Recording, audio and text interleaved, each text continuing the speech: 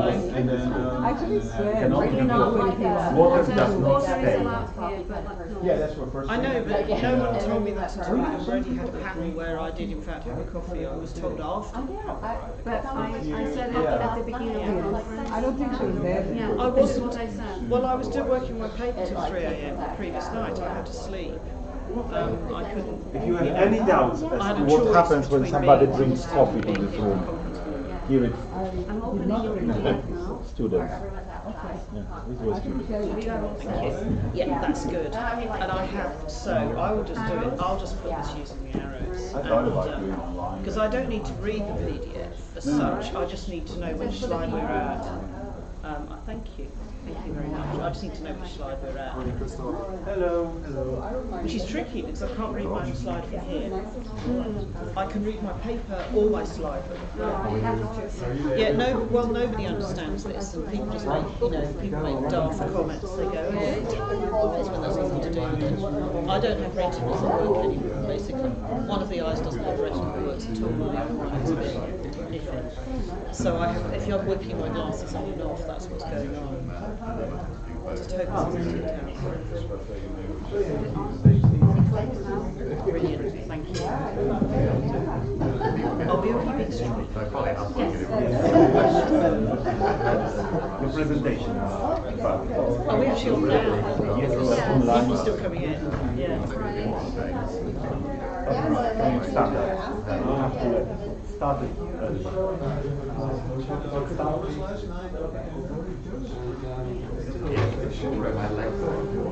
You're not doing what the most recent research funding event I attended online was doing, where we all visually describe ourselves. No. We are cheap. No, you're supposed to sit here saying, my name is Krzysztof, I'm a white man, aged whatever your age is, and I'm wearing a colourful shirt. I identify as 26-year-old. Yeah. All that actually happened, though, the event I went to, all that happened was that we learned that their entire panel were young men, the young white men. So it just emphasised the complete absence of diversity. It was quite funny.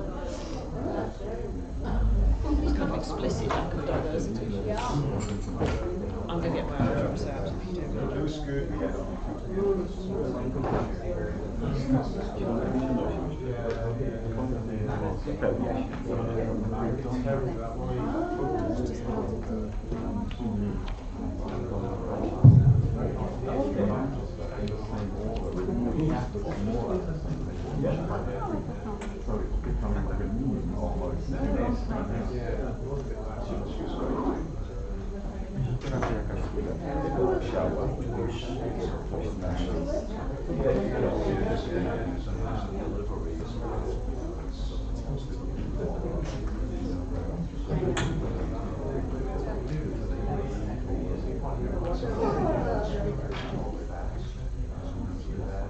I think we should take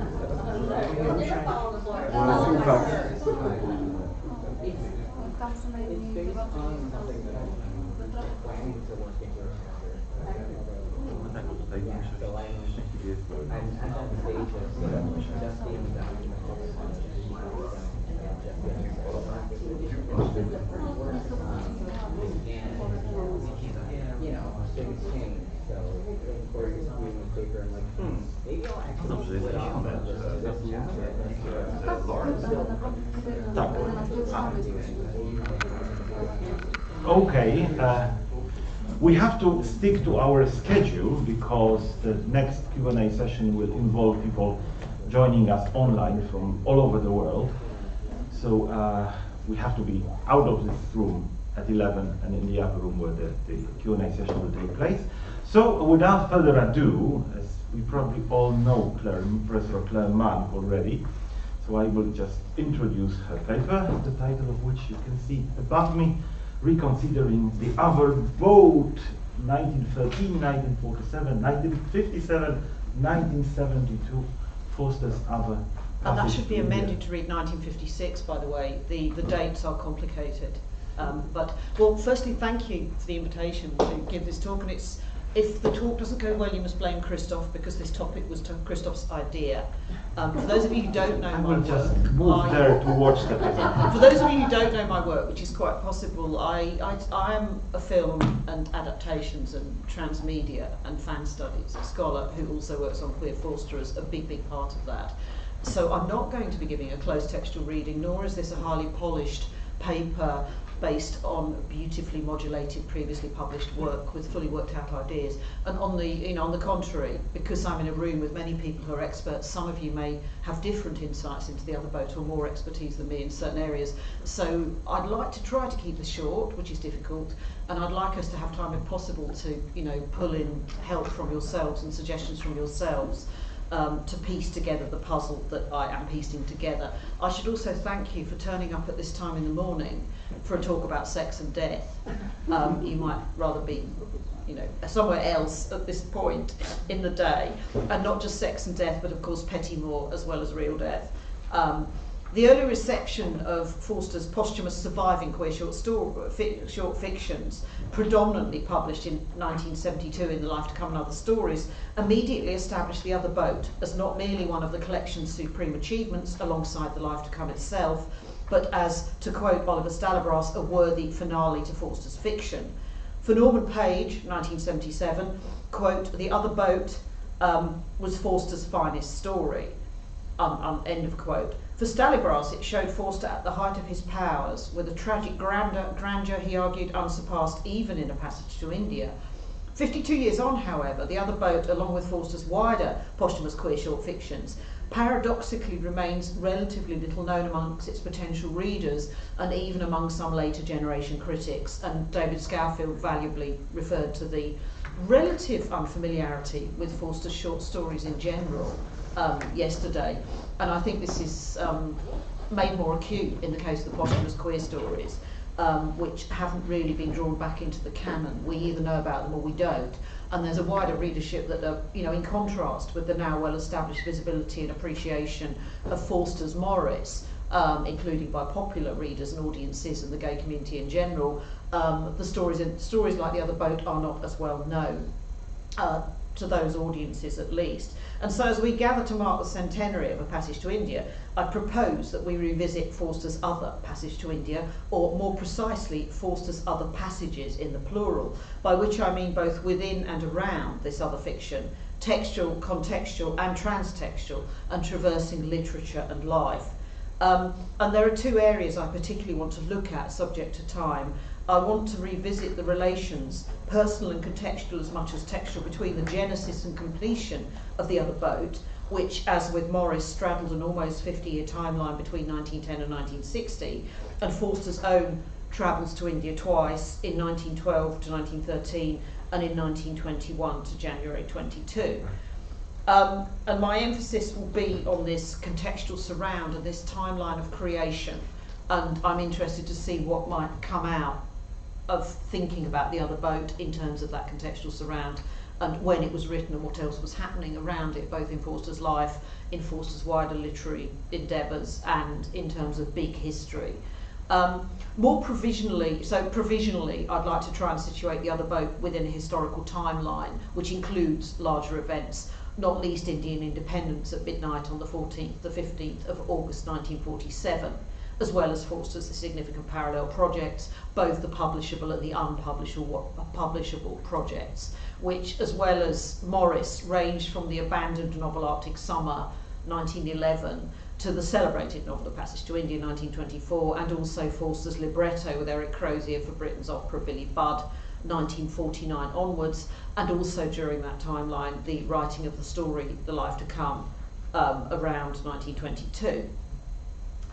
I'm going to say a little bit about critical writings, but this will not be a full literature review by any means.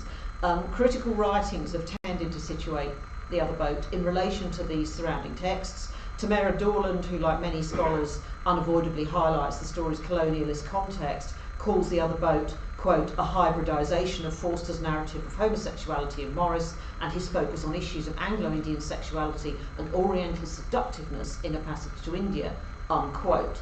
However, this summary is, I think we would all agree, merely a neat shorthand. It doesn't encapsulate what the other boat is achieving. Hannah Rocklitz, in her monograph Sea Changes, Melville, Forster, Britain, advances interesting comparative lines about the other boat in relation to Forster's libretto for Billy Budd and his personal response to the Billy Budd character dynamics as well. More definitely, though, we know that the fragment of an unwritten novel which became The Other Boat germinated as an imaginary extension, or perhaps hypertext, of the narrative world of the other abandoned novel, Arctic Summer. The March family of the fragment, that is, the fragment that becomes The Other Boat, and its eldest son, Lionel March, the protagonist of the completed The Other Boat, share a surname with Clesant March and his dashing older brother, Lance March, in Arctic Summer. Lance and Lionel, erectile and rampant names, respectively a Cambridge student and a quote-unquote Aryan young British colonial Indian Army officer youthfully promoted for a desert skirmish in which a quote-unquote savage has wounded Lionel very suggestively in the thigh. Both Lance and Lionel are sexual transgressors leading to suicide, but while Lance's transgression remains unspecified in Arctic Summer, a brothel, presumed heterosexual only by omission in Cambridge, has been visited by Lance and he blows his own brains out, but the nature of the sexual crime is merely alluded to, not explained. In contrast, Lionel's transgression is anything but unspecified. Above deck, he is a member of the ruling race. This is on the ship to India, the SS Normannia, which we'll come back to, of chapters 2 to 5 of The Other Boat. Below deck, Lionel is engaged in a torrid homosexual affair with his racially other cabin mate, Coconut or Coco, which are, of course, racialised nicknames. And, you know, we don't know Coco's real first name in Forster's text. For the 2019 RADA Festival, experimental theatre adaptation of several of Forster's short stories, including The Other Boat, the decision was made to get rid of that racialised nickname, and Coco is referred to as Ricky in that text. So he's Ricky in bed, and you know he's Ricky. It's actually given a first name, which I think is significant.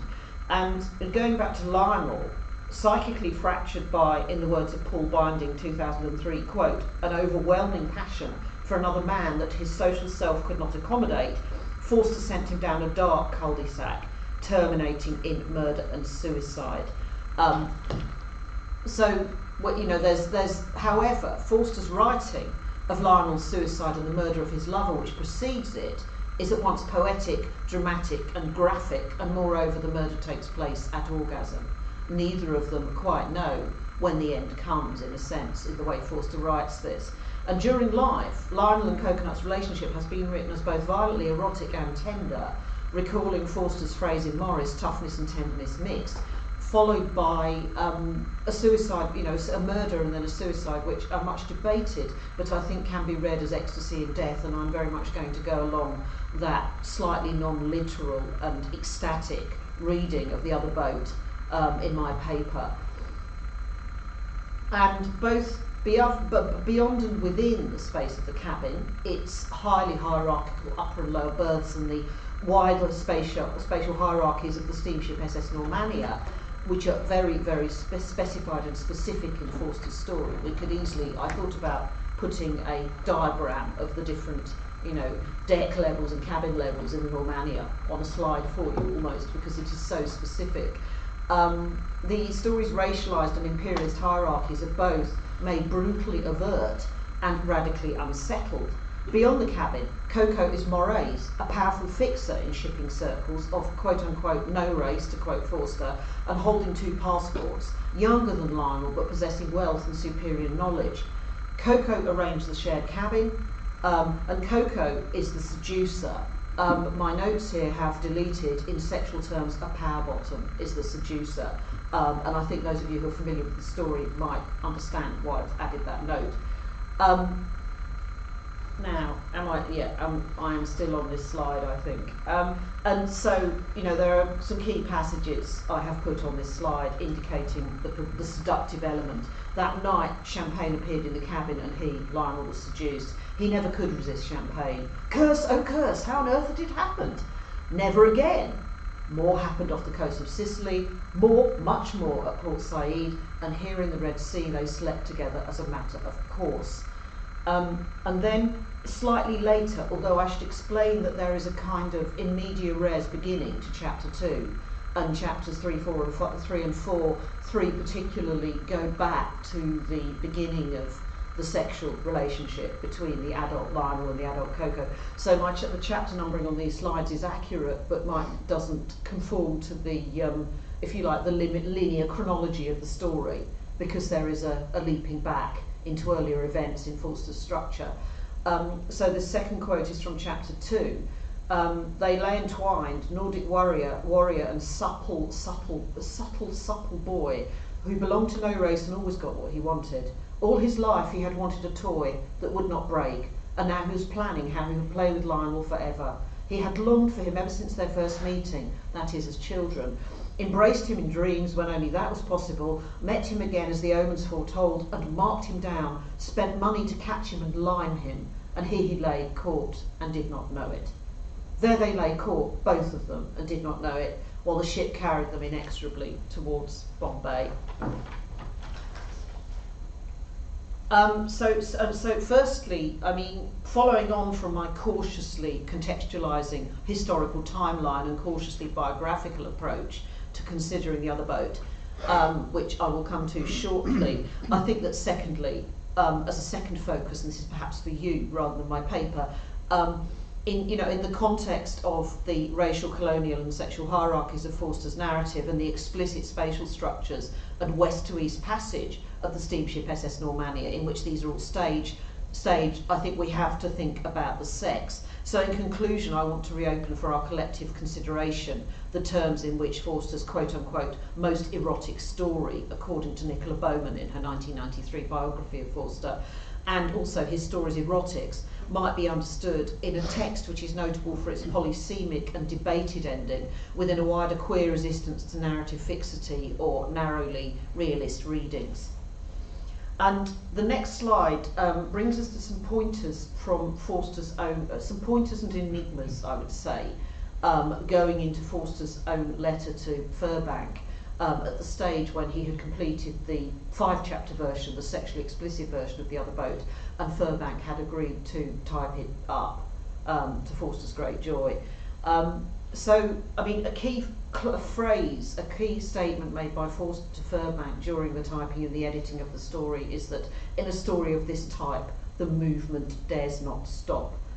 So along with the figure of the passage and that the salient polysemic meanings of the passage itself, the notion of movement is a key term for Forster as he worked to finalise the text of The Other Boat in 1957. Continuous motion, simultaneously narrative, erotic and spatial. And in the letter to Nick Furbank dates from 1957 when that is happening, the 4th of September 1957, and my source for this is Largo and Furbank's Selected Letters, Volume 2, not the original letters in the archive.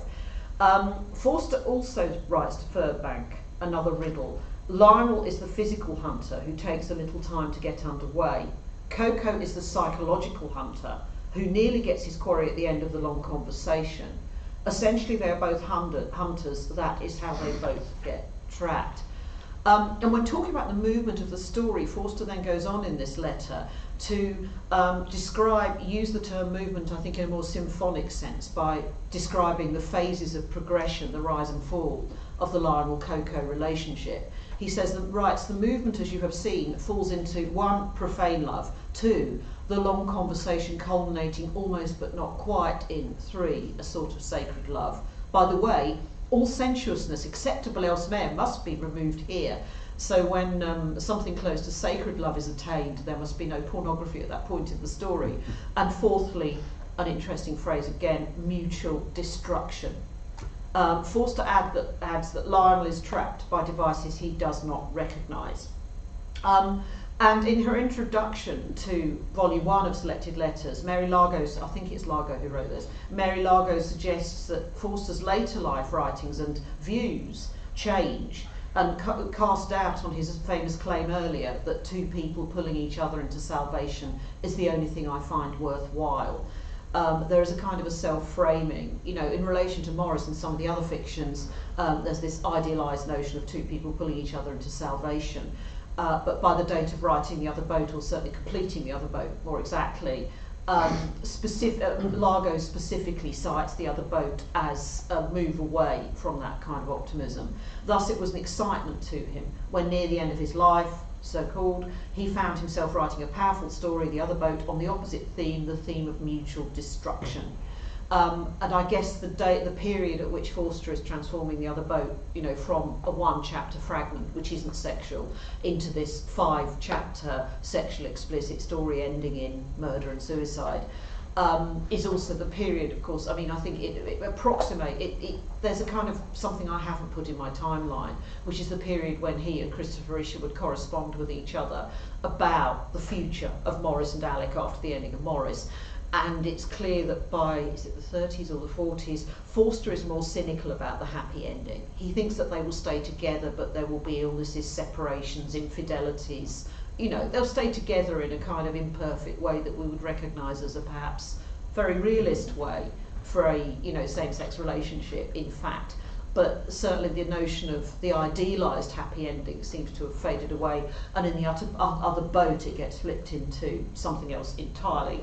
A point that fascinated me, perhaps inordinately, while preparing this paper is not just the fact that we all know the steamship Normania is the same ship name that Alec Scudder failed to emigrate to Argentina towards the ending of Morris. So that's the steamship Normania as well. But there were a number, in fact quite a bewildering number, of real-life steamship Normanias between 1890 and the early 20th century, and I'm imagining that Forster must have been aware of some of these ships. So, I mean, there are semiotic readings about, you know, continuing yesterday's discussion of names and naming. There are semiotic readings of the name the Normania. For Tamara Dorland in 1997, she suggests that the ship's title appears to be an implicit pun on norm and man. And of course, but I would add to that as well that, of course, it fuses norm, man, and Britannia, welding together nation, empire, and heteropatriarchy all in one ship name. The normal man rules the waves, as it were. No wonder Lionel, the conflicted queer Nordic warrior, instead leaps overboard, quote, naked, and with the seeds of love on him, he dived into the sea at the end of The Other Boat. So, but what such semiotic readings also omit is that there are at least three real, possibly more than 3 real SS Normanias during the period of Forster's work on The Other Boat and on Morris. But in contrast with the ship's erotic, subversive possibilities in The Other Boat, the careers of the 3 real SS Normanias that I managed to track down suggest a trajectory of shrinking horizons and imperial decline, as opposed to west to east adventure and imperial expansion. The SS Normania of 1890, probably the most grand of the 3, was built in Govan, Scotland, the great Scottish shipyards, for the Hamburg America Line's new 1890 weekly service from Hamburg to Southampton to New York City. However, that first SS Normania was scrapped by 1906, so cannot literally be the ship that Alec Scudder might or might not have caught to Argentina. My image shows the real SS Normania docked at Algiers around 1899, so it clearly did have more easterly and Mediterranean voyages, as well as the I suppose less glamorous Hamburg to New York line. SS Normania number 2 was built in 1911, again in the great Scottish shipyards, but this time only for the London South Western Railway. The 1911 Normania ran only from Southampton to Le Havre across the English Channel. It was then requisitioned for military use in World War I and scrapped in 1943. There is a third SS Normania which really does illustrate this level of decline. It was built in 1952 and it was merely a sealing cross-channel ferry. So, you know, literally day trippers from England to Le Havre or Calais or whatever. So in the other peculiarity I was trying to think through, and this is not a very coherent reading, is this question of the reverse voyage. There's the in a way, The Other Boat features the reverse of the reverse passage. the nameless ship and the unnamed in the bow of the ship, which Coco keeps referring to as a child, and then continues with that phrase in the later adult sections of the story. The Other Boat, a story which will be characterised by reversals and inversions of the norm, opens crucially not on a passage to India, but on the reverse passage, and on that other boat, to quote the text, which has no name, and where even a mother's answer to a child's question, when Olive March, Lionel's younger sister, as a child asks, hasn't everything a name? Mrs. March can only manage to reply merely, I suppose so. Even the maternal authority, which is so formidable and so, I guess so, so inhibiting in The Other Boat, even the mother with this supposedly great maternal authority isn't sure whether everything has a name or not. A white English Imperial Anglo-Indian Army family, in the first fragment, where the boat is travelling back from India to England, it is doing so under compromised circumstances for this family, although this is not explained in the story itself. We only learn this in the later chapters, which Forster added later, that there's a great deal of sexual unsettling of sexual norms and scandal lurking in the background if you read The Other Boat, some of it apparently heterosexual, as well as the major scandal of Lionel and Coco.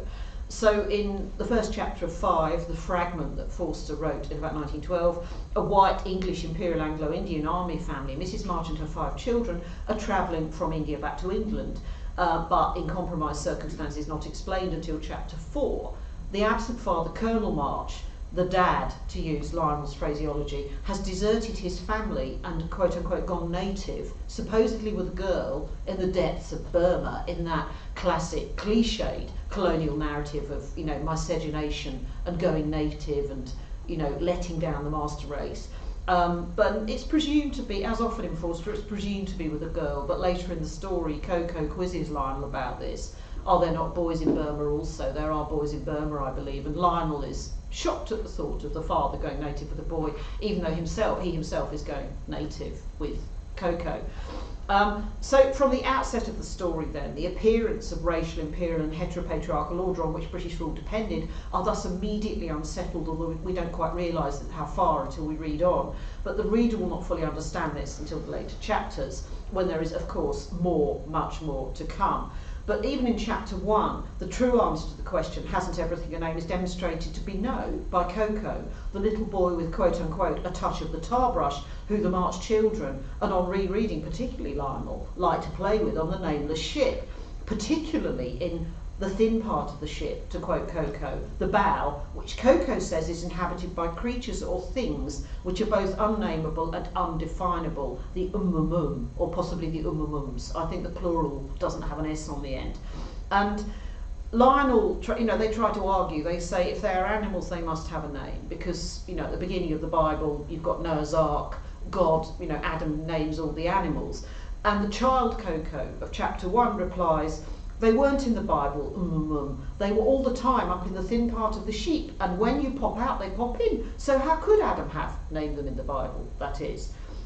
So the story opens on the reverse passage on an unnamed boat inhabited by unnameable creatures, which is and moreover it's this first boat, the apparently normative boat of chapter 1, with the imperial family and no-go sex on it, is in fact the other boat of the explicit homoerotic later story. This chapter 1 began as the fragment of an unwritten novel written by Forster in 1913, the year in which he was also rapidly writing much of Morris, as I'll flip through when I get to the timeline slides. So the correspondence between unnameable, undefinable things and Forster's own circumstances and sexuality seem acutely clear to us today, although that might be a slightly reductive reading.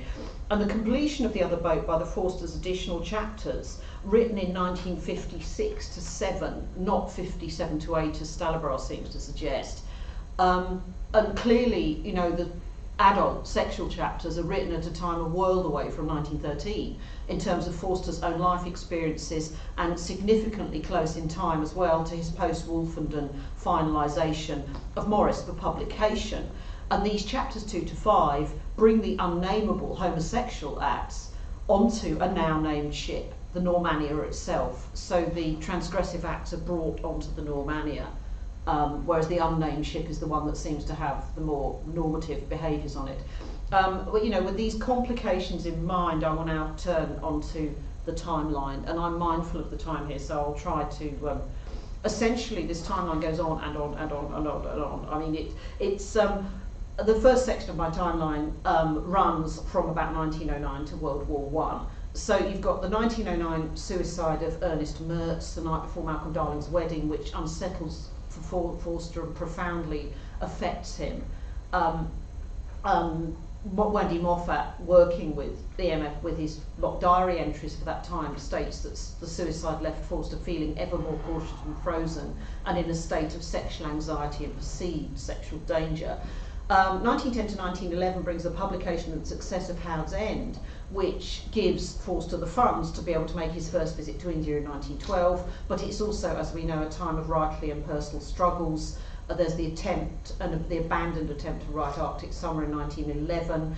1910 had also brought a week sightseeing in Paris with Massoud, but then at the end of 1910, 28th of December, Massoud and Forster go to the opera together in London, and Forster is by now, you know, bubbling up into crisis. He declares his love. Mohammed says, "I know, but nothing physical is ever going to come of this."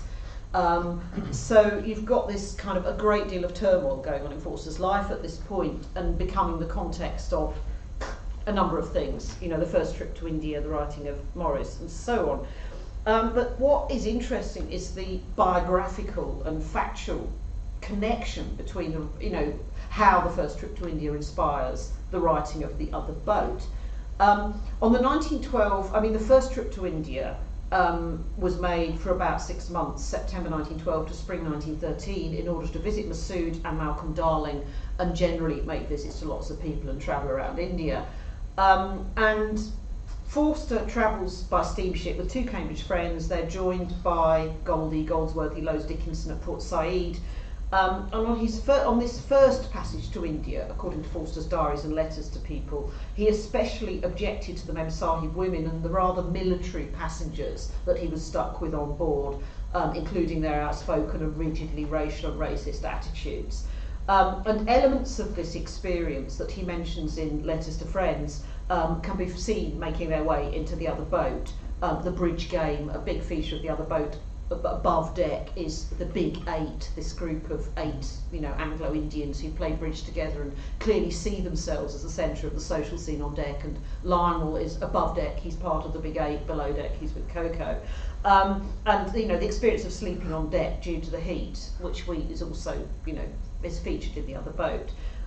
However, a more peculiar element of the outward trip is that Forster had a chance and startling encounter with a British Indian Army officer called Kenneth Seawright, who was classically handsome, blonde, you know, your absolutely archetypal Indian Army officer, very much physically in the lines that Forster describes Lionel March in The Other Boat, and yet Kenneth Seawright must have recognised in Forster a fellow invert, because he confided and shared with him in eye-watering detail his homosexual and pederastic experiences with Indian and other non-white underage boys. Seawright was a massive paedophile, but he sort of kept diaries, he wrote stories, he also showed Forster his erotic photos of boys that he'd bought in Taormina, and in particular he'd been having an affair with a young Indian, not an underage Indian, but quite a young Indian man on the boat, and shared this information with Forster.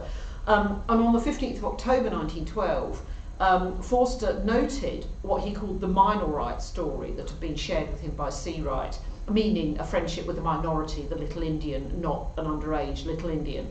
And Nicola Bowman recounts that, astonishingly, Seawright's pederastic notebooks, one of the notebooks survived and was found in the 1960s in a second-hand bookshop and bought by a collector, no doubt for a great deal of money. Bowman suggests that this notebook that came to light in the 60s must be the same notebook that Seawright must have shown to Forster on the 1912 passage out to India. you know, what Bowman suggests, rightly or wrongly, that Forster never forgot Seawright, and that, you know, the other boat is inspired by Seawright and the little Indian he was having an affair with on board 50 years later. Forster is presumed to have written the fragment Entrance to an Unwritten Novel, which becomes The Other Boat, in 1913. Using, you know, the family name, the sort of offshoot of the March family from the Arctic Summer, but at that stage it is not yet a sexual story. And of course, on his return from India, a great deal else happens in 1913. There is the first visit to Carpenter and Merrill at Millthorpe, while his mother's taking the spa treatments at Harrogate, and he writes Morris very rapidly, inspired by that trip, in its first draft.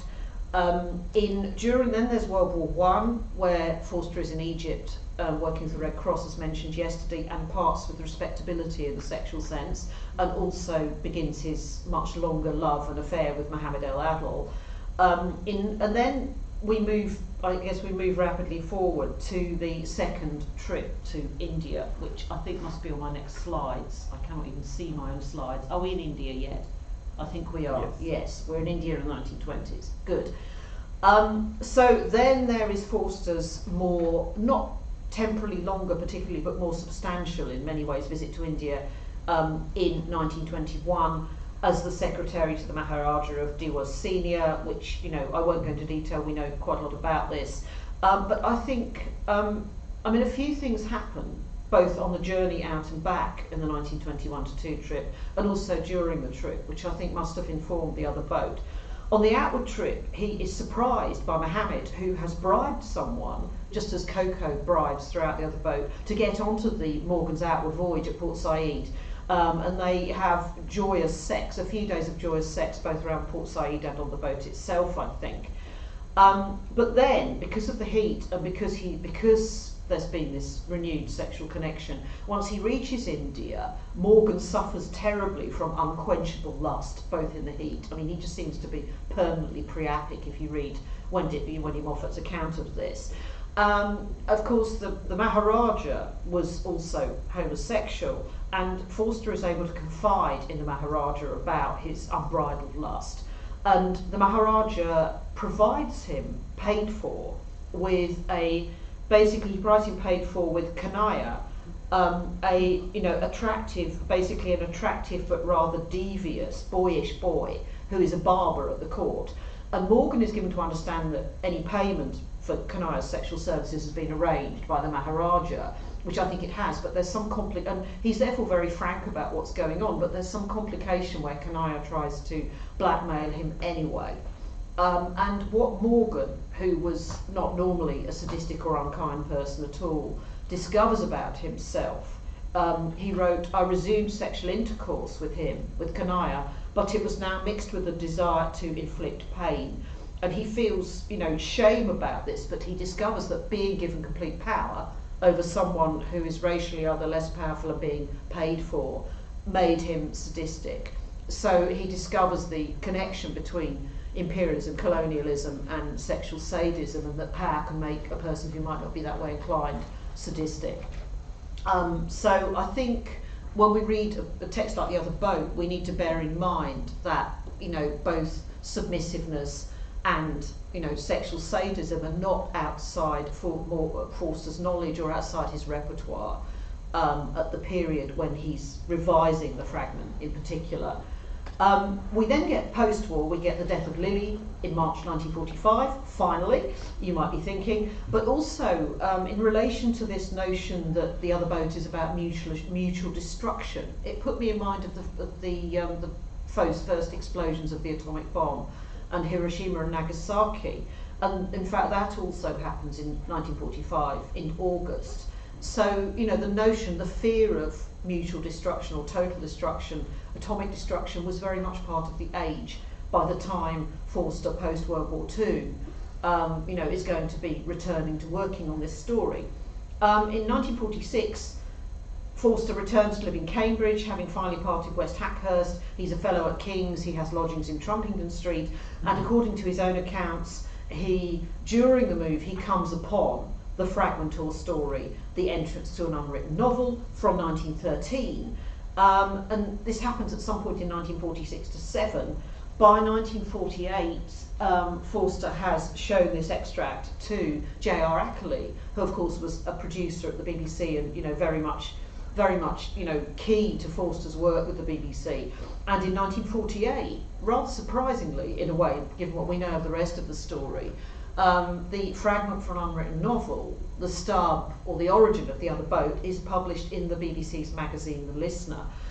Meanwhile, at the same time, though, this is overlapping with the period when his interest in Billy Budd, Melville's novel, and the subsequent work of the libretto with Eric Crozier is developing. So also in 1947, Forster has delivered his BBC radio talk Some Books on Melville's Billy Budd and on his views on the characterisation and the, if you like, the psychology of Veering versus Claggart and Billy in the story. So I think Hannah Rochlitz's commentary on where she tries to compare The Other Boat with Billy Budd, I think draws a lot on, in particular, Forster's take on Captain Vere in this particular radio talk. Also 1947, midnight, 14th to 15th of August, India has gained independence, but on the same date India has, partition comes into force as well, with all that entails. Finally we're at the story of The Other Boat, The Other Boat Part 1, the fragment in print and on the radio. So you've got this fragment that's published initially in The Listener in 1948 via the connection with J.R. Ackley. Interestingly though, something we would not expect perhaps, is that on 1949, the 23rd of January 1949, there is the first radio broadcast of Entrance to an Unwritten Novel on the third programme on the occasion of Forster's 70th birthday. So a stub that is going to become his most sexually explicit homosexual story ending in murder at orgasm. It's kind of quite boggling to connect this with the Radio 3/3 programme.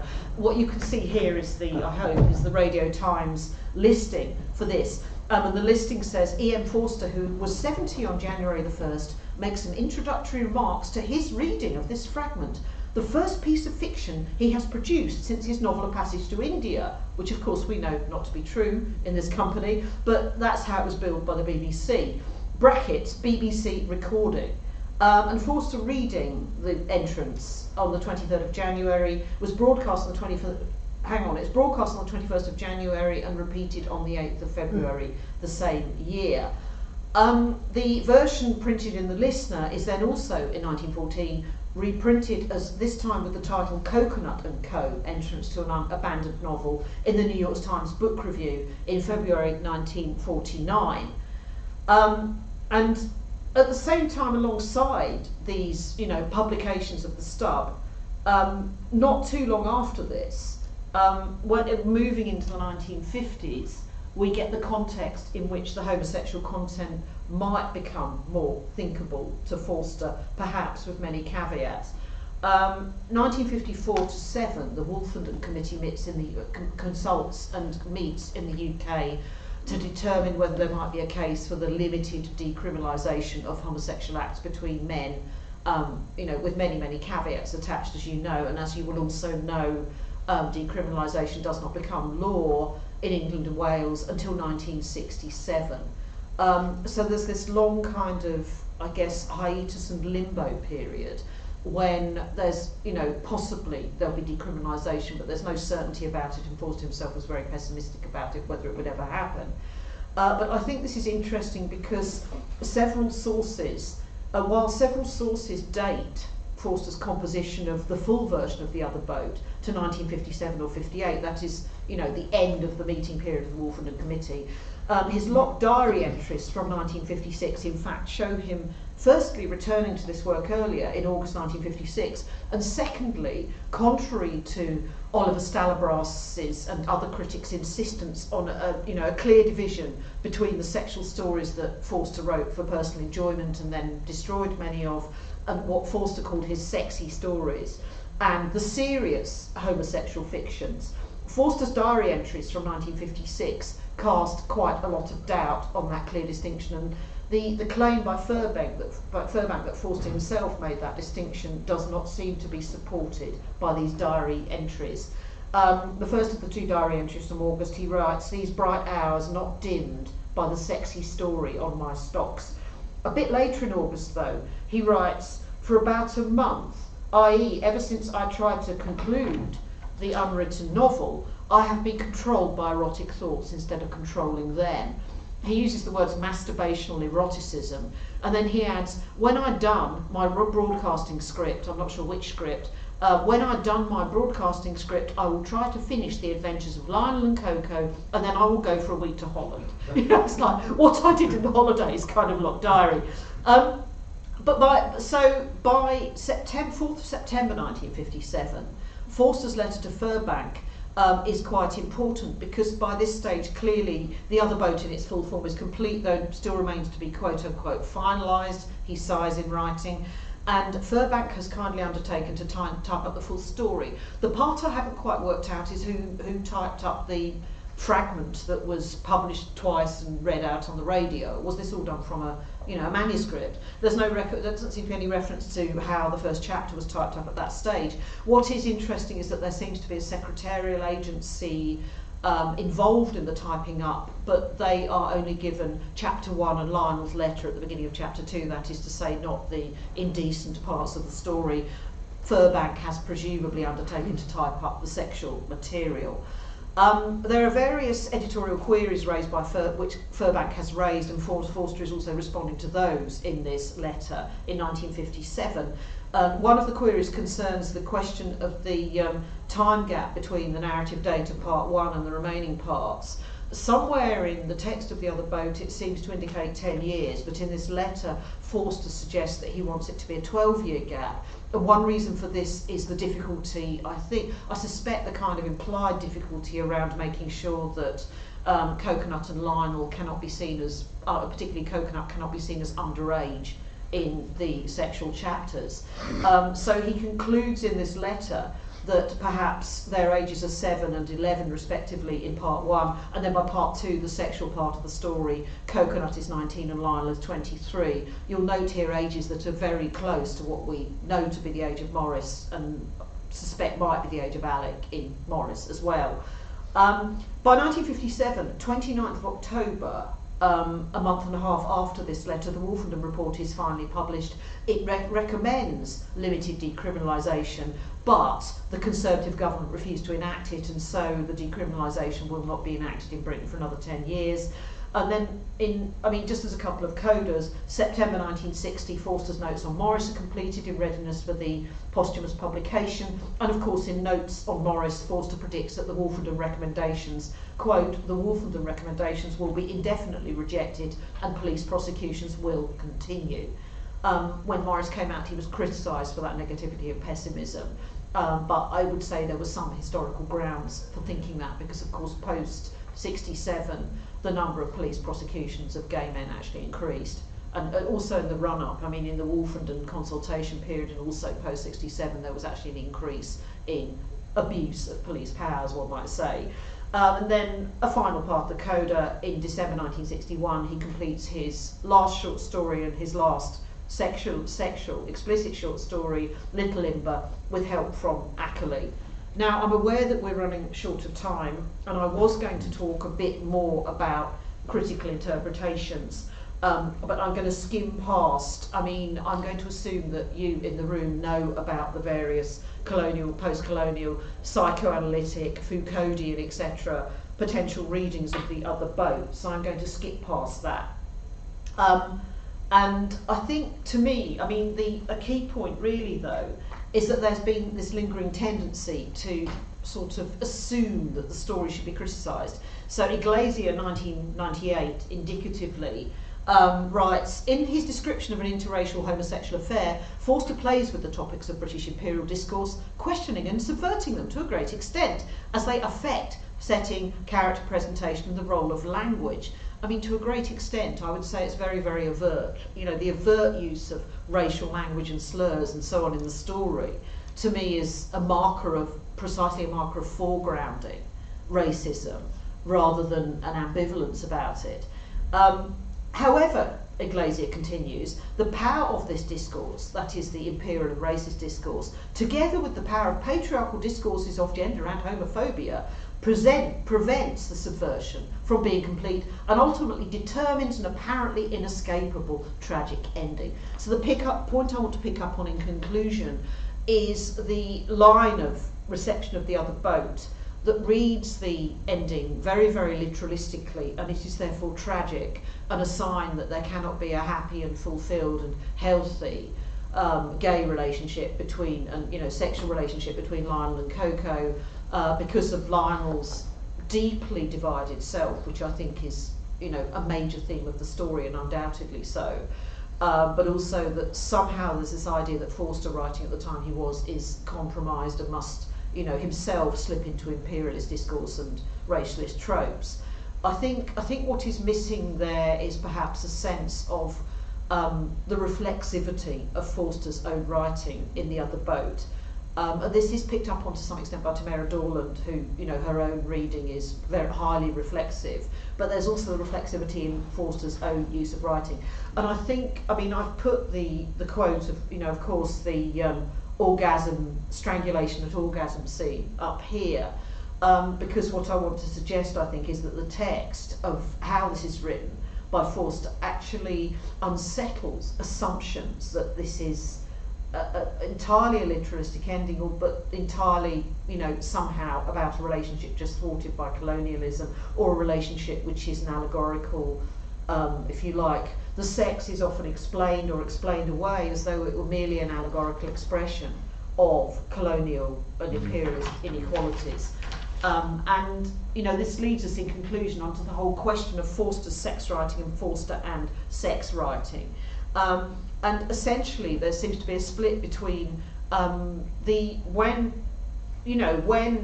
the stories in The Life to Come are first published, Stalabras's editor's introduction in 1972 betrays a great anxiety about what the presumed straight readership will think of stories which a group of stories in which buggery is an almost unvarying feature, accompanied in most cases by a greater or less degree of violence, unquote.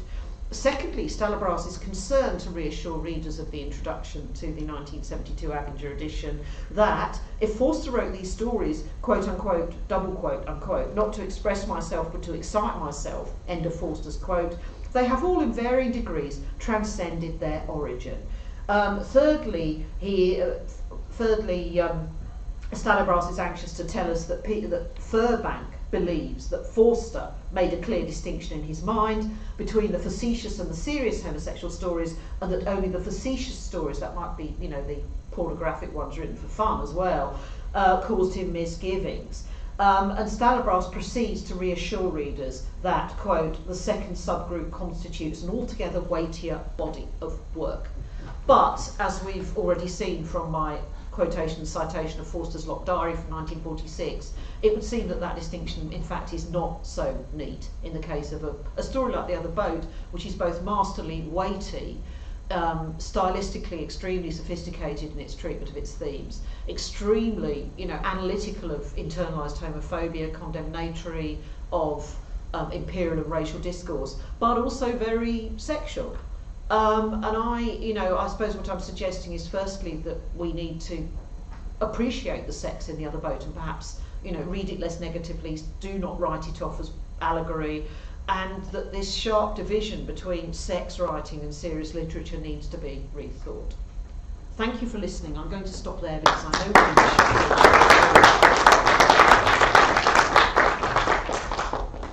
we have only 10 minutes, but we won't let Claire go out without some questions. So, well, you can always have problems with the technology and start 5 minutes late. It will happen anyway. No.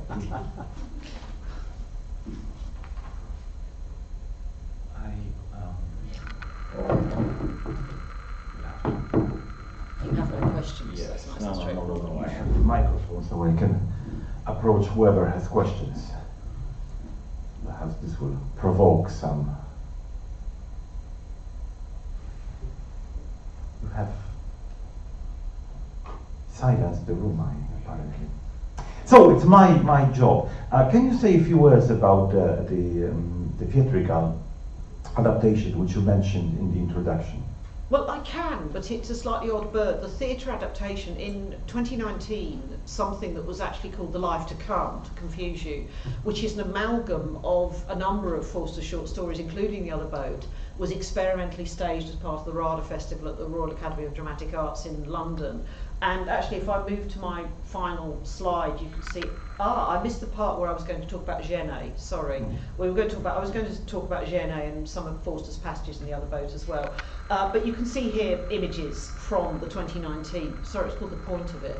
It wasn't called The Life to Come, it was called The Point of It. And because this was a production in development, the writer-director Simon Dormandy, I think, was trying to attract crowdfunding to do a more developed, a more elaborate amalgamation of several of Forster's stories. Because of this, what you've got is some of the literature around it refers to stories that were not actually part of the staging I saw, making it very confusing. But essentially the staging I saw merged elements of The Other Boat with The Point of It. I had thought there were going to be elements of Mr. Andrews as well. The literature mentions the story of a panic. I don't recall that being part of the staging I saw. I think the aim was to develop something more ambitious. But it was done, I mean, I think what's interesting and what's significant is that this staging deliberately places Forster's short fictions and the homosexual short fictions as of contemporary relevance in the present.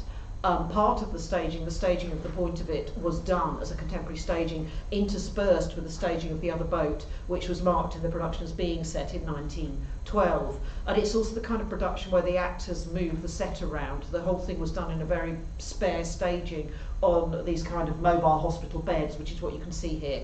So at some points in the story there's, the doctor and the dying person and the hospital bed. At other points in the story it's Lyle and Coco in the cabin on the hospital bed. And it's, well, here they are, as they say.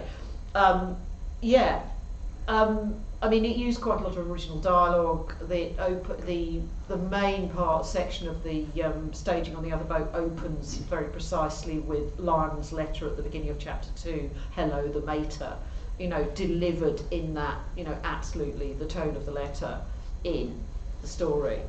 The way, I mean, the copy, the text, the way the productions producers described it themselves, this is Simon Dormandy's words, is The Point of It takes 3 overlooked stories by E.M.F. Forster, stories of great power and theatrical potential, and weaves them into a single drama set today and in 1912. No one writes better about the tragic collision of convention and desire between the comfortable life we cling to and the violent urge to be free, but there is nothing especially Edwardian about such a conflict. So we have updated and reshaped the stories to make Forster's vision of the human spirit struggling to be free available to a new audience in a highly theatrical staging, reframing his vision in the light of contemporary gay and intersectional experience. The Point of It will be performed by an ensemble of 6 doubling and trebling roles in a style that combines physical theatre with naturalism. Though the action covers a century and spans the globe, it takes place in a single setting which is transformed by the acts as they go, which I think you can get a slight sense of from these stills. The other thing is that there's a slight intertextuality of casting, because there's also a physical theatre company that does classics in this style in the UK called Simple 8. And Dormandy had directed a production of A Passage to India for Simple 8 a couple of years earlier. Not the one written by Martin Sherman, but written by Sebastian Armesto, who's Simple 8's in-house stage writer. And that the production of A Passage to India, the version I saw, had Thibaut Fortes as Aziz, and here is Thibaut Fortes as Coco. A year or so after this, I think after the pandemic, so that must have been a couple of years, there was also, have people come across an American gay play called Jerker about phone sex? I think the answer is no. But this American play from the 80s about, the kind of camaraderie and intimacy and friendships formed by gay men in 80s New York just before the AIDS crisis through, if you like, hook-up sex in the days of analog phones. It's a two-hander. and it was performed at the King's Head in London, which is a pub theatre that's now sort of rebranded itself. I must stop you here because we have you a question. Okay, from but Stuart. just to say, Timo Fortes was cast in Jerker as one of the two men, opposite Tom Joyner, who was the Morris of James Wilby's stage production of Morris the year earlier as well. So there's a kind of intertextual casting thing going on. Hi, thank you. Just hopefully a concise question and then followed by a comment. Thank you so terribly much.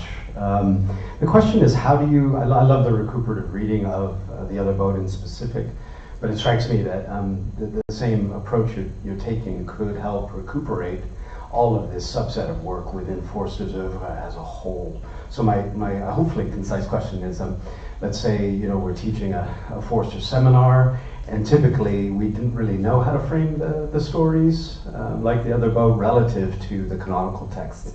So how do we render canonical, as you like, these stories in relationship to the broader life's work? The comment is, thank you. I was finishing my dissertation in 1997 when Christopher Lane's The Ruling Passion came out. And for those of you that don't know that book, it's a very authoritative University of Chicago hardbound book, and it just pulled out the big guns using the kind of psychoanalytically driven allegorical reading that you just critiqued. And so I spent the final stages of my dissertation, and I'm not a psychoanalyst, trying to figure out how Forster could write about sex without writing about sex. And so my first book was about the pastoral mode and trying to reread Forster and his commitment to the Greenwood but that was me, in a sense, trying to get around the question, Professor Monk, that you're charging right at, which is that how could Forster both write and not write about his sexuality? So I just wanted to say thank you for the bravery of that. And you know, Forster didn't help. He locked up his diary. He lived in fear of the Labouchere Amendment through the wild trial period, all the way through. He didn't help. He cloistered the annex in which these stories were housed and fortified barriers against them. So what I see, even though, you know, we love them and they're interesting, so I see the move you're making as profoundly recuperative and wonderful. But how do we now teach these stories, not as an annex, not as in a lockbox, but as a worthy contribution to the lifetime arc for students of Forster studies in the future? Thank you. I think that's a really interesting question. Thank you. That's a really, really thought-provoking, really interesting. In a way, I can't answer the question. In a way, I can't answer the question about how we recuperate the queer short stories, or indeed the short fictions generally, to the canon in teaching, because I'm in the bizarre position that I teach film studies, and I teach film studies where I'm not even allowed to teach my own research at the moment. I have the state of British universities is such that I have had to block teach stuff like the Lego movie to first years. I do not exaggerate. However, my general approach, and this applies to film canons as well, I'm also a film critic. I've contributed to the Sight and Sound poll 2 decades running, so I'm one of those critics, okay? And I hate canons. I think my short answer to your question is I detest canons and I will blow them up at every possible opportunity. And now I have to intervene. The long answer will have to come in the lobby, because I must transfer you. I want to hear that end of the I sentence. have to transfer you across the corridor to the room 1516, where we shall have the Q&A session, which some people are already there, online though, but they are waiting for you to join. Thank you very much. Are you Stuart Krzysztof? Well, because I don't teach literature, we have film canons we ought to be teaching, but the way it pans out will be forced in the direction of teaching industry-led